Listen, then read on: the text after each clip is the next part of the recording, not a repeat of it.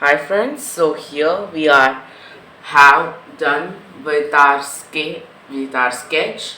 So you can see it is horizontal like this. So here we are going to take